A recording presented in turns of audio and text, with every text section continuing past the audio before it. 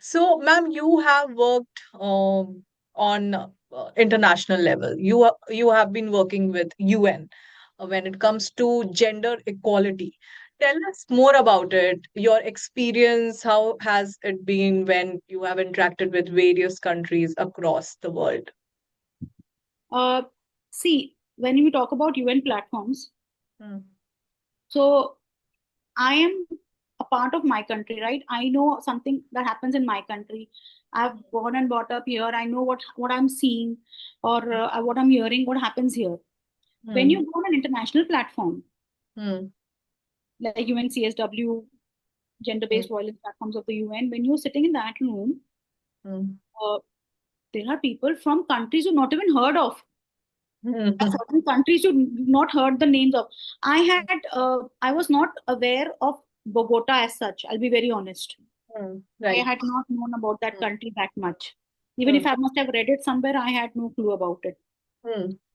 So, there are countries that you've not known. There are people, there are representatives coming from that country. There are people from that country. And here, I am there and I'm thinking, oh, this domestic violence is happening in my country. Hmm. Mosh is happening in my country. Gender inequality is there. There is inequality in pay in my country. This is happening in my country. Hmm. Because that is how media showcases India. That is how, we get to see everywhere that this is happening in India because India is a developing country. Hmm. You're in the international forum, there are developed countries there. There are Hmm. developing countries there. There are underdeveloped countries there. But Yes. gender-based violence, Hmm. gender inequality, Hmm. sexual harassment is one issue that remains stagnant across all countries. Yes. This is an eye opener when you go on an international platform. Hmm. The pain is the same, the Hmm. harassment is the same, the Hmm. difficulties in law is the same, Hmm. the gap between law enforcement agencies, Hmm. awareness, and people is the same. Hmm. Hmm. So it's not that one village, one rural village in India is not aware of the laws of the legal things in place, or only there one woman is being harassed sexually by her husband or whatever. At the same time, we think that in the US it cannot happen. US is such a forward economy, Hmm. such a forward country, but it is happening in the USA also. It is happening in the UK also. And then you realize that, okay, this is something which is common. Hmm. My country is not the only one where this is happening, or Hmm. I'm not that only we are experiencing this. This is happening across the world. Hmm. And then you understand what are they doing. Hmm. Right. Then you take that learnings. Hmm. Okay, one country this was happening, so we have Hmm. case studies, we have Hmm. white paper documents. So then you Hmm. come to understand that this was happening, this was one of the major issues. Hmm. This is the kind of policy they tried to adopt. Hmm. This policy ran for 3 years, and this is the outcome. Kind of these numbers had come down, Right. and then we Hmm. try to see, can we bring it back to our country, Hmm. Hmm. right?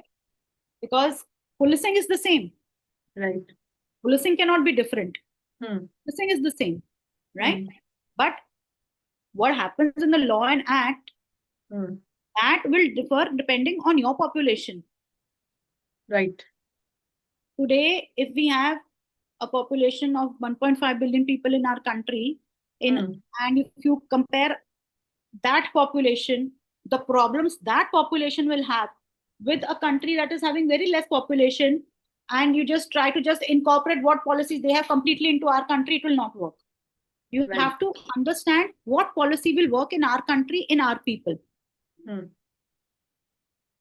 Our country started being a country, matriarchal country, then patriarchy took over.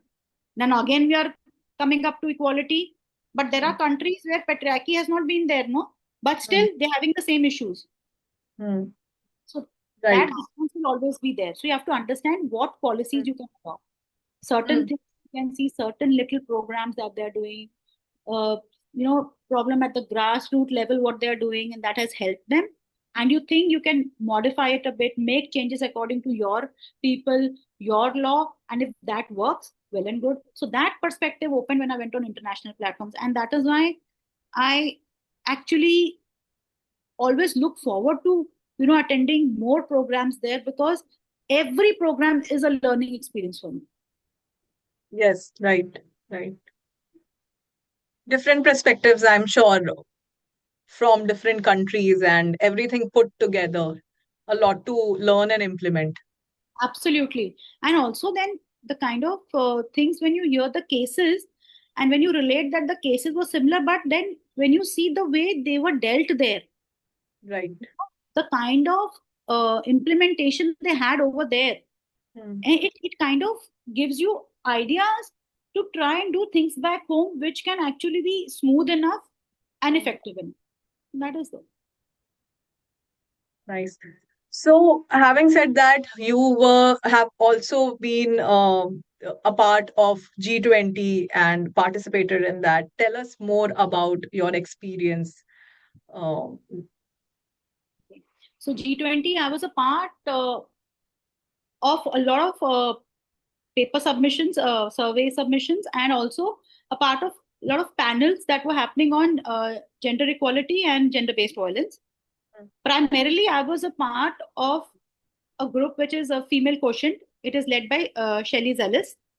okay. So she had invited me and a few other women across India Hmm. to be a part of that. So I was primarily a part of those panels, those studies, and those surveys. My team uh, came up with a lot of policy changes that can happen. So that are kind of papers that we shared and the information that we shared.